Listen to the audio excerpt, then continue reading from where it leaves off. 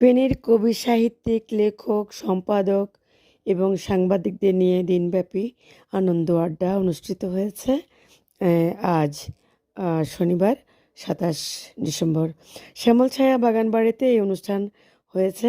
সার্বিক তত্ত্বাবধানে ছিলেন সাংবাদিক জসিম মাহমুদ, দৈনিক স্টারলাইট। আর আয়োজন করেছে ফেনীর কবি সাহিত্যিকবৃন্দ। সৌজন্যে ছিলেন one stops maternity clinic Feni.